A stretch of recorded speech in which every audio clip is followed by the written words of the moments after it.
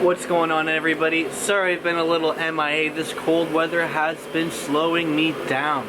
But today we're back at it again, working on the trailer. So let's get to it. Alright, hopefully you guys can hear me. I got my propane heater on the go because it's freezing outside and I really needed to work out here. So if that's too loud, hopefully this video isn't a complete waste. But today we're going to be building and designing a set of quick release mud flaps for my trailer. So I've already cut, measured, grinded, got all my angles that I'll be needing just for my mud flaps themselves. This will just be the quick release portion, not the mount that I'll be mounting onto the trailer. So this is what it's looking like before I tack and mount everything. Now I'll go ahead and tack these together and see how they look. Alright, I'm just getting ready to tack everything in place here now. Now I don't know how the pros do it and line it up, but this is my do-it-yourself quick welding table and my welding cart down here. But everything's all level and squared off, so I'm just going to go ahead and tack these corners in now. So this is it here.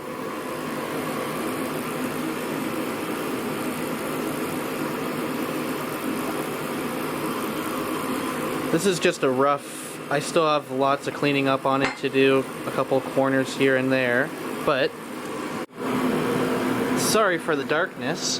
This is how I imagine it going. Sort of like that. Alright, so I might have got a little carried away here. I already welded them, grinded them, gotten them looking somewhat pretty. Pretty enough for me tomorrow to go ahead and start on the mount on underneath the trailer. So until then, guys,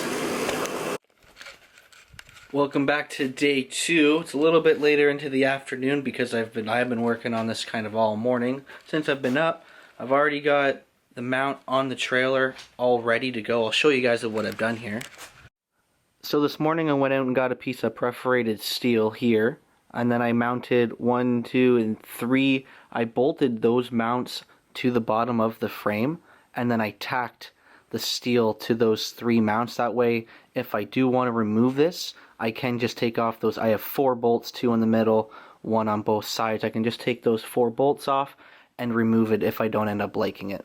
So now I can take one of my mounts that I've kind of temped up so far. This is how it'll be going in here, and then it will slide in just like that. Still have a lot of R&D to do on the mount itself. I want to clean up inside here, but looking a little crooked right now, but that's how it'll be sitting. I also have a bunch of old school semi-truck mud flaps. All my uncles used to drive, so I got a bunch of these things kind of kicking around, so I'll be able to maybe finagle something out of that and try to hopefully work them onto the trailer at some point. I don't know if turning them sideways like that would look good, and then just having the Freightliner right up and down, and then instead of the white I could do black. I'm not too sure yet. There's still lots of R&D left to do with this, but I wanted to show you guys a little update of where I'm at.